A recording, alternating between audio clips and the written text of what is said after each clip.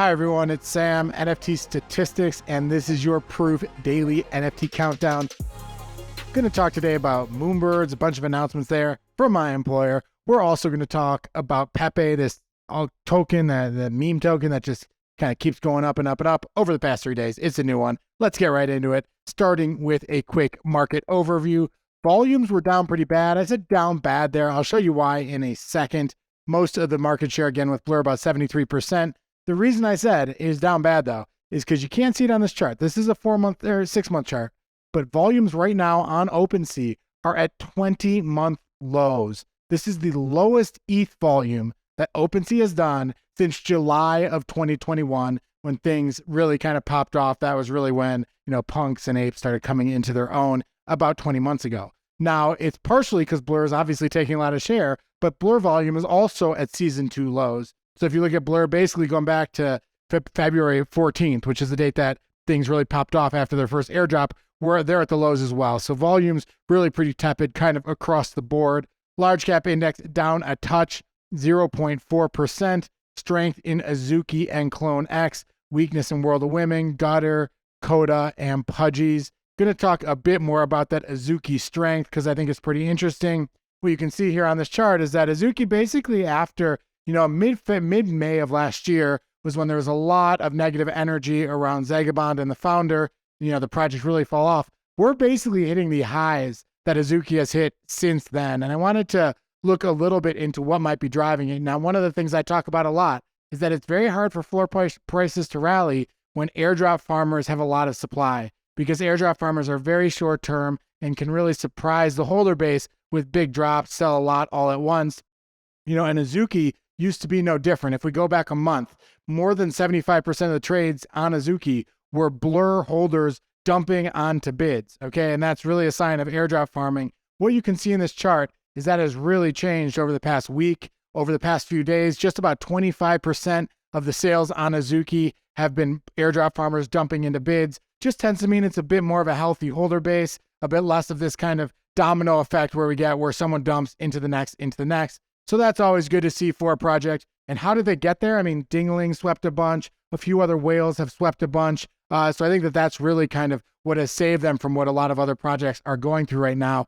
This chart here, what it looks at is the percentage of trades over the past 3 days, which are Blur bid dumps versus kind of all the total sales that happen. And we can see is Azuki's at the absolute low end of the spectrum, just with 26. World of Women at the other side, 90% of trades of World of Women are holders dumping into Blur bids. Wrap CryptoPunks 83%. Now that doesn't include non-wrap punk trades. Bored Ape Kennel Club 80, MF for 76. So you're seeing a lot of these projects where really well more than half of the trades are Blur farmers dumping into bids. And really, I think for floor prices to rally, you kind of need to break out of that cycle.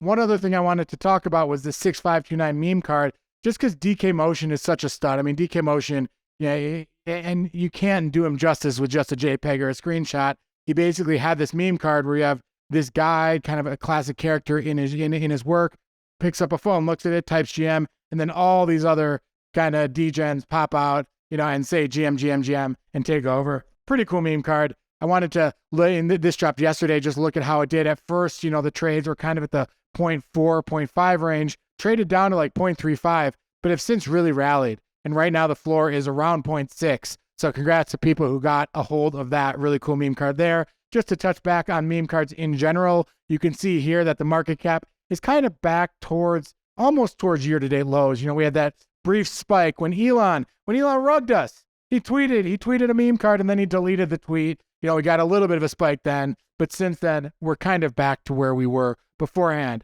Back to the indexes. Mid-cap index down a fair bit, a bit of strength in Sappy Seals, a bit of weakness in Rumble Kong and Opepin Edition. Let's look quickly at art blocks, and man, there's just not a lot of trading going on art blocks right now. Only one project did more than 10 ETH of volume. Only 4 projects did more than 2 ETH of volume. I mean, this is really one of the driest days I think I've seen here. As far as where the sales were, pretty much all the big sales were WETH bids. You can see a fuzzy Chromie Squiggle sold for 10.5 WETH. The other Chromie Squiggle was also a fuzzy, which sold for about 12 WETH. Here's a Strands of Solitude on Tonic by William Mapon selling for 1.8 WETH. We have a Solidarity for 2.1 ETH, and then a harvest here sold for 2.5 ETH. So really, as I've said, and I'm a broken record, a lot of these projects kind of reaching for the ETH bids to get that liquidity. Second story to talk about, Moonbird update. We got a lot of updates from Moonbirds. I mean, when Moonbirds go with the updates, we make them long. We pack a lot of information in there, and that's what you got yesterday. The two I'm going to talk about mainly are Diamond Nest for Moonbirds as well as Mythics. Now, just a quick reminder, what is Diamond Nest? Basically, Moonbirds launched about a year ago, and you can nest your Moonbird, basically whenever you want to, but Diamond is basically what's given to people who've had their Moonbird nested since the very beginning, who've had it nested for a year, and Proof is trying to reward those people. And the way the company is doing it is by giving everyone an awesome art drop. And they tweeted about it here, a bit of the details about that art drop. There will be 22 artists. Okay, and there are two types of passes. One pass goes to people who nested from day one, and the second pass goes to everyone else. Day one people can burn their pass from the 22nd of April to the 24th. And when you burn it, you say which piece of art you want, which artist you want. And then on April 27th, they will award people who burned with the art using some sort of algorithm or something like that to decide who gets what. After that, anyone else can pick which art they want with their pass. The artists that will be there include Beeple, Dirty Robot, Terrell Jones, OXDGB, a lot of just awesome artists. Some of them are going to be additions, like I believe Beeple is one of 100, something like that. I think Dirty Robot is one of something as well. Then you also have some generative series where each person gets a unique piece. So I think that's pretty awesome. I think Diamond Nest is going to be really cool. I have 2 Moonbirds, but I did not nest them early enough, so I'm not sure when I'll get some art, but we'll be looking forward to that. Here is the image for the day one pass. Here's the image for the everyone else pass. And then the next thing to talk about is Mythics. They said in the tweet as well, Diamond Nested Moonbirds can start claiming their egg on the website yesterday. Today it said. That's yesterday now. Let's have a quick look at what these eggs look like. You have a stone egg, a runic egg, and a legendary egg. I think each one of them has different levels of kind of privilege. Mainly the big difference is that the better egg you get, the more mythics you get to choose from when you hatch. You get to pick from 3, I believe, with the legendary and 2 from the runic. You only get 1, but you get wider range of selection, probably some more rares when you pick. In terms of where the prices are at, you can see the floor is at 0.41 ETH right now, and the legendaries are at 0.55 ETH. This other one is unrevealed, where you don't know what kind it is, and then there aren't any of those for sale right now.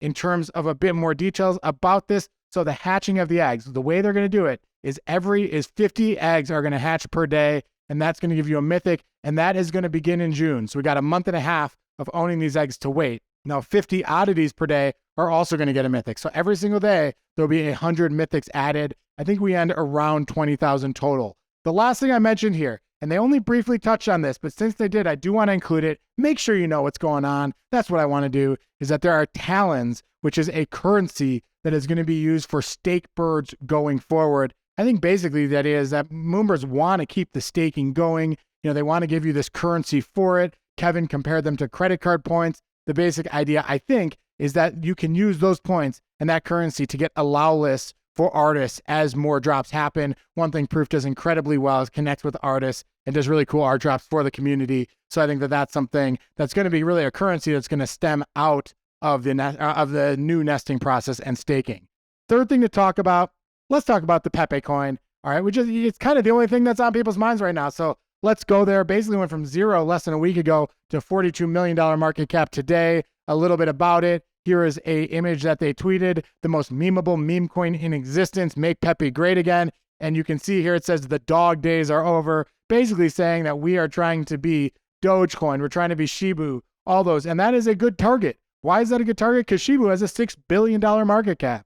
Because Dogecoin, these are just memes, has a $10 billion market cap. These are all just memes, just nothing, just jokes. A lot of the people who are really long this were tweeting things like, this means nothing, expect it to go to 0, but who knows? I think that you kind of put that idea of Shibu, of Dogecoin in people's mind, and you start thinking, wow, $40 million, maybe it could go to $1 billion, who knows? And that's kind of what pumps are made of. Here's an article from Watcher Guru. It said, this is the new Dogecoin, the most mimetic meme coin right now. Looking at the market cap again, it's about 42 million as of this morning, 42 million US dollars. That is up substantially. It's up about 210x from when it launched on Sunday. There is 420 trillion token in circulation. Is actually 420.69 trillion token in circulation. Would do it no other way. I see basically no connection here at all to Matt Fury or to PEPE. I mean, the only thing they did was they got the $ PEPE, ticker symbol, and that kind of connects it with it. It's,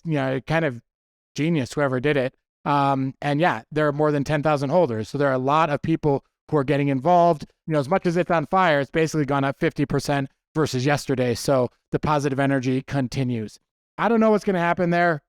I think all these things are basically worth nothing, but we've seen that memes can be worth a ton, and it's kind of which side do you want to pick. But will be interesting to see that play out. Last thing to talk about, let's talk about a couple notable sales, 2 punk sales, 2 art sales. Let's get into it. First, a Cowboy punk. I believe this sold at Death Beef. It sold for 99 ETH.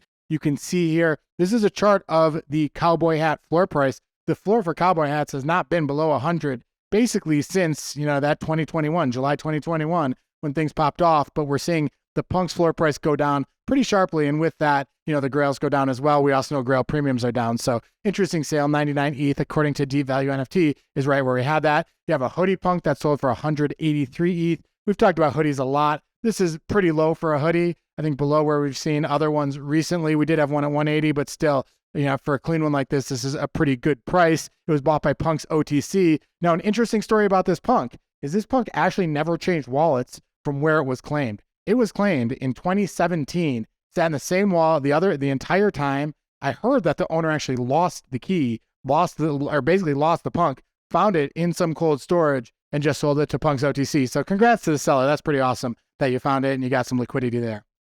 Next sale to talk about, this one from 2 days ago is called Desolate by 0010, sold for 5 ETH.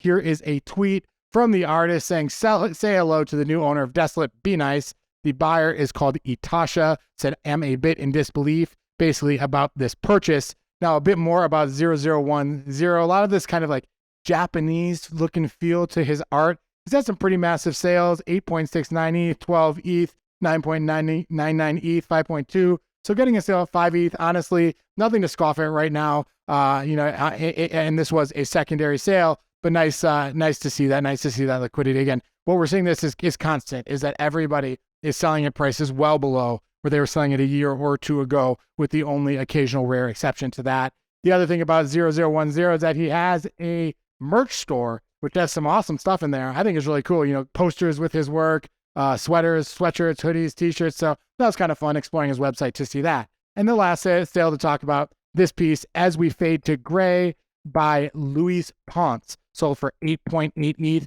Again, the JPEG doesn't do it justice. There's a lot of animation, cool stuff going on there. Here he says, As we fade to gray is now live at an 8 ETH reserve price. You can see it was actually in the Oculus Center where we did a lot of events for Proof with Transient Labs. Looks really cool on 3 screens. Worth checking his Twitter to see that. And then he said he was so stoked that the bidder, got a last minute bid on 8.8 ETH. Then he called the bidder a degen. He said, you degen. I thought it was kind of funny. Said that the buyer actually bought a lot of his work on Tezos. This guy's had some serious sales, Luis Ponce. He's had sales at 30, 21, 17, 35. This one at 8.8. Again, just kind of goes with that theme of, people who want to do sales, you just have to accept lower prices because there's just not much liquidity in the market right now. Luis Ponce also has a ton of work on Tezos, cool stuff on Object. These are a lot of different editions. I thought that was kind of cool to see. That is all from me today. I hope you like the show. I hope you're doing well. If you're trading this PEPE, I hope you're making money, whatever it is. I hope things are going well with you. We will be back tomorrow and every weekday. Give us a like below, subscribe to the channel, tell us what you think in the comments, and we'll talk to you soon. Have a great day.